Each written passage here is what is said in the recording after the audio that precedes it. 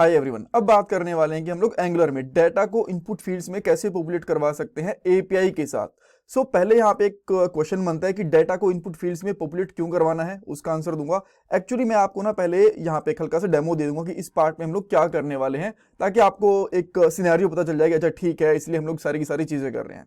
Then हम लोग एक सर्विस फंक्शन बनाएंगे एपीआई कॉल के लिए। एपीआई कॉल करेंगे और जो डाटा होगा हमारा इनपुट फील्ड्स में पॉपुलेट हो जाएगा। लास्ट में कुछ इंपॉर्टेंट इंटरव्यू क्वेश्चंस भी डिस्कस कर लेंगे।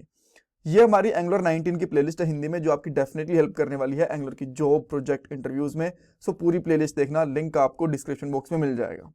अब पहला क्वेश्चन आता है कि डाटा को इनपुट फील्ड्स में पॉपुलेट करवाने की जरूरत क्या पड़ रही है।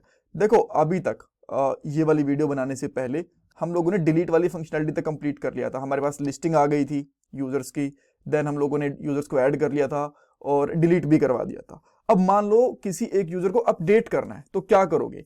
अब सबसे पहला काम ये होगा कि जो इनपुट फील्ड्स है ना, यहाँ पे डाटा आना चाहिए उस यूजर का। मान लो मैं सैम, यहाँ पे सैम है, इसको अपडेट करवाना चाहता हूँ। तो जैसे ही अपडेट वाले बटन पे क्लिक करूंगा ना, तो ये जो इंफॉर्मेशन है, ये तीनों जो सैम की थी, ये तीनों फील्ड के अंदर आ जाएगी और जो ये बटन है ये भी चेंज हो जाएगा।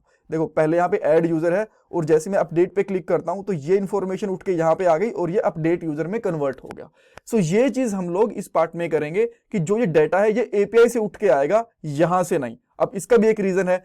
मान लो कि आपने यहाँ पे यूआई है ना 2-4 घंटे से अपडेट नहीं करी है, लोड नहीं करी है, और किसी दूसरे सिस्टम से अनिल को किसी ने अपडेट कर दिया डेटाबेस के अंदर, राइट। और अगर आप ये इंफॉर्मेशन यहाँ पे अपडेट कर दोगे ना, तो मे भी पुरानी इंफॉर्मेशन दिख रही हो। तो हमेशा जब भी हम लोग डाटा को अपडेट करते हैं, इंफॉर्मेशन डाटा एपीआई से ही उठा के लेके आते हैं, ठीक है। हाँ, इस पार्ट में डाटा को अपडेट नहीं करूंगा, बट एपीआई से डाटा लेके इन इनपुट फील्ड के अंदर पॉपुलेट करवा दूंगा और यहाँ पे ये बटन है ये भी चेंज कर दूंगा। ऑलराइट, अब पहले मैंने कोड करके रखा है, उसको हटा देता हूं एक बार के लिए। देन हम लोग फ्रेश कोड करेंगे ये वाला। ऑलराइट, कोड हटाने के बाद यहाँ से जो अपडेट वाला बटन है ये हट गया। अब वापस से हम लोग कोड पे आते हैं और सबसे पहले ऐप component डॉट एचटीएमएल ही ओपन करूंगा और यहाँ पे एक और एलआई लेके इस तरीके से बटन ऐड कर दूंगा। मैंने एक एलआई लिया एंड देन इसमें एक बटन लिया हम लोगों ने, और बटन पे कर देंगे अपडेट यूजर और यहाँ पे क्लिक इवेंट ले लेंगे। और चाहो तो इसको कॉपी कर लो, थोड़ा सा आपका टाइम सेव हो जाएगा, राइट, क्योंकि सेम चीज हम लोग पहले कर चुके हैं। और यहाँ पे कर सकते हैं सेलेक्ट अपडेट यूजर, ठीक है, या फिर यहाँ पे कह सकते हो सेलेक्ट यूजर कह सकते हो, हम लोग यूजर को सेलेक्ट कर रहे हैं यहाँ से, ठीक है। अब जैसे हम लोग यहाँ पे आएंगे तो सेलेक्ट यूजर वाला फंक्शन है नहीं, आपको यूआई के ऊपर एरर भी दिख सकता है कि भाई ये वाला फंक्शन नहीं है। अब ये फंक्शन बनाना पड़ेगा हमें यहाँ पे। मैं सबसे लास्ट में आके एक न्यू फंक्शन बनाता हूँ और यहाँ पे रखूंगा आईडी स्ट्रिंग, बिकॉज इसके अंदर भी हमें आईडी ही चाहिए। आईडी के बेस पे ये एपीआई कॉल करेंगे एंड देन हमारे यहाँ पे एपीआई कॉल हो जाएगी। अब देखो, ये वाला जो काम है ना, मैं सारा पहले चलो मैं ठीक है टाइप कर देता हूँ यार, बट अच्छा, ये एक बार तो मैं यहाँ पे आईडी लेके प्रिंट करवाता हूँ, देन मुझे एक सर्विस में एक फंक्शन बनाना पड़ेगा, देन यहाँ पे इसको यूज कर पाएंगे, राइट। मैं यहाँ पे आईडी लूंगा और अब अगर मैं यहाँ पे आके इंस्पेक्ट करता हूँ तो जिस भी यूजर पे क्लिक करूंगा तो उसकी मुझे डाटा मिल जाएगा। जैसे कि मैं यहाँ पे अश्वी पे क्लिक कर रहा हूँ तो मुझे अश्वी की आईडी मिल गई। अब सैम पे क्लिक कर रहा हूँ तो सैम की आईडी मिल गई, और अनिल पे क्लिक कर रहा हूँ तो अनिल की आईडी मिल गई। और अगर ये वेरीफाई करनी है तो आप लोकल होस्ट पे कर सकते हो वेरीफाई। यहाँ पे देख सकते हो जो अश्वी है इसकी आईडी है 6D91 और यहाँ पे सबसे पहले हम लोगों ने यही निकाली थी, ठीक है। आईडी वगैरह सब कुछ परफेक्ट है, कोई प्रॉब्लम नहीं है। अब नेक्स्ट चीज क्या है, आपको सर्विस बनानी है user dot service dot TS वाली फाइल के अंदर। यहाँ पे मैं लिखूंगा गेट सेलेक्टेड यूजर, क्योंकि एक यूजर को सेलेक्ट करेंगे आईडी के बिहाफ पे, उसको गेट करेंगे, राइट। सेलेक्टेड यूजर और यहाँ पे इसकी आईडी आएगी। आईडी का टाइप हमें पता है कि स्ट्रिंग रहने वाला है, ओके। एंड देन उसके बाद पहले एक फंक्शन बना लेते हैं इस तरीके से, ये रिटर्न करेगा दिस डॉट http डॉट, यहाँ पे गेट हम लोग यूज करने वाले हैं और यूआरएल ये रहने वाला है हमारा पूरा का पूरा, ठीक है। ये चाहो तो पूरा ही कॉपी कर सकते हो, यहाँ से ये कर लेता हूँ, ठीक है। जैसे डिलीट मेथड बनाया था हम लोगों ने, वैसे ही एक गेट मेथड बना दिया, यूआरएल के लास्ट में आईडी दे दी ताकि उसी यूजर की डिटेल्स हमें मिले, बाकी किसी की डिटेल्स ना मिले। और यहाँ पे ये जो बेसिकली इसका टाइप है, राइट, यूजर ये आने वाला है। और यहाँ पे हम लोग क्या करेंगे, ऑब्जर्वेबल बना देंगे इसको, हमें पता है कि ये फंक्शन ऑब्जर्वेबल चीज रिटर्न करेगा। ऑब्जर्वेबल एंड देन इसके अंदर हम लोगों ने यहाँ पे लगा दिया यूजर, इस तरीके से, ठीक है। अब इसमें कुछ गड़बड़ है क्या? चेक करता हूँ, लगता तो नहीं है कोई गड़बड़ है इसके अंदर। अरे यार हाँ, ये मैंने ना लास्ट टाइम भी गड़बड़ कर दी थी, तभी मैं देख रहा हूँ एरर क्या है। इस तरीके से आएगा यार, इसके बाद में आता है, मैं इसको पहले लगा देता हूँ, सॉरी अबाउट दैट। इस तरीके से, ठीक है। तो ये आपका मेथड बन चुका है, ये आपका डाटा रिटर्न करेगा। अब एक चीज आप पूछ सकते हो कि हमें कैसे पता कि एपीआई के अंदर ऐसे आईडी पास करने से उस यूजर की डिटेल गेट होंगी हमें। जब कोई बैकएंड वाला यूजर एपीआई बनाएगा तो आपको एपीआई का यूआरएल देगा कि भाई ये एपीआई है, इसको हिट करो, इसके बाद में ये आईडी पास करनी है, ये डिटेल्स पास करनी है, तो आपको ये वाला डाटा मिलेगा, ठीक है। तो उसकी टेंशन लेने की जरूरत नहीं है। अब सिलेक्टेड यूजर के अंदर मैं यहाँ पे जाऊंगा और यहाँ पे लिखूंगा this dot user service dot get selected user. Then इसमें हम लोग आईडी पास कर देंगे, जो हम लोग यहाँ से आईडी गेट कर रहे हैं।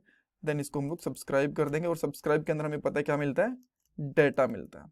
और जो डेटा होगा ये हमारा किस टाइप का होगा, बेसिकली यूजर टाइप का, बिकॉज इसमें भी हमें सिंगल यूजर ही मिलेगा। एंड देन हम लोग यहाँ पे कंसोल डॉट लॉग कर देते हैं, इस तरीके से कंसोल डॉट लॉग, और लॉग में क्या प्रिंट करेंगे, डेटा। सो देखते हैं कि भाई हमें पूरा डेटा मिल रहा है कि नहीं मिल रहा। अब मैं यहाँ पे आके रिफ्रेश करूंगा एक बार के लिए, इस पे क्लिक करूंगा अपडेट यूजर पे। सो देखो पूरी की पूरी डिटेल मिल गई, app.component.ts लाइन नंबर 53, और 53 पे ये वाला कंसोल है। Perfect, okay. सो अब करने के बाद मैं ना एक ऊपर प्रॉपर्टी लेता हूँ, इस प्रॉपर्टी का मैं सिंपल सा नाम रखता हूँ यहाँ पे सिलेक्टेड यूजर। इसका जो टाइप रहेगा वो यूजर रहेगा, यूजर एरे नहीं यूजर रहेगा, ये चीज रखनी है, या फिर वो अनडिफाइंड रहेगा, बिकॉज बाय डिफॉल्ट तो यहाँ पे कोई डाटा है नहीं ना। सो अब मैं यहाँ पे क्या करूंगा, कहाँ गया हमारा ये वाला selected user, this dot selected user equal to data. अब हमारे पास डेटा आ चुका है सिलेक्टेड यूजर के अंदर।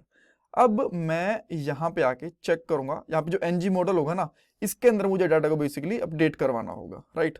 सो मैं यहाँ पे एनजी मॉडल के आगे लिखाऊंगा स्क्वायर ब्रेसेस, इस तरीके से, then equal to this dot name. अब ये तो अनडिफाइंड भी है, हमें पता है, तो क्वेश्चन मार्क लगा दो कि अगर अनडिफाइंड है तो कोई बात नहीं, अदरवाइज इसमें नेम प्रिंट करवा दो। अब यहाँ पे आया, अपडेट पे क्लिक करा तो यहाँ पे अनिल आ गया, क्यों? क्योंकि हमने अभी तक एक ही डिटेल को यहाँ पे अपडेट करवाया है। अगर मैं अश्वी पे आके अपडेट करता हूँ तो अश्वी आ जाएगा, और सैम पे क्लिक करूंगा तो सैम आ जाएगा। सेम इसी तरीके से जो दूसरी है वो भी हमें इंफॉर्मेशन यहाँ पे ऐड करनी है, और यहाँ पे करेंगे ईमेल आईडी, एंड यहाँ पे कर देंगे नेम, लास्ट वन, ठीक है। और एक हम लोग को यहाँ पे कंडीशन भी लगानी, कंडीशन अभी लगाऊंगा, बट पहले ये चीजें दिखा देता हूँ। लेट से मैं सैम पे क्लिक कर रहा हूँ, तो देखो तीनों की तीनों इन्फॉर्मेशन यहाँ पे आ चुकी हैं, बट ऐड यूजर अभी भी है। सो ऐड यूजर को हटाने के लिए क्या करना पड़ेगा, यहाँ पे लगाओ इफ, और @ लगाना है यहाँ पे, @ इफ अगर सिलेक्टेड यूजर ये अनडिफाइंड नहीं है, अगर ये अनडिफाइंड है, पहले तो ये कर लेते हैं, अगर ये अनडिफाइंड है तो भाई ये लगा दो, ठीक है। और यहाँ पे लगा दो @else। अगर ये नहीं है तो फिर यहाँ पे एक और बटन लगाएंगे और यहाँ पे कर देंगे अपडेट यूजर। आप इसको और शॉर्ट तरीके से भी कर सकते थे, बटन सेम रख सकते थे, और इसके अंदर का टेक्स्ट भी कर सकते थे, बट ठीक है अभी के लिए मैं यही कर रहा हूँ। देन इस पे अपडेट पे क्लिक करेंगे, अभी देखो ये अपडेट वाला बटन आ गया, ठीक है, अपडेट यूजर पे, और ये ऐड से अपडेट में कन्वर्ट हो गया। अब जब इस बटन पे क्लिक करेंगे तो ये एक न्यू यूजर को ऐड करता है, ये चीज आपको पता है, यहाँ पे ऐड यूजर। सो यहाँ पे भी मैं एक सेम कंडीशन लगाऊंगा, if not this dot selected user, अगर ये जो सिलेक्टेड यूजर है ये नहीं है तो भाई इसको ले आओ यहाँ पे एल्स, यहाँ पे एल्स लिख देंगे, और यहाँ पे लगा देंगे ये वाली कंसोल,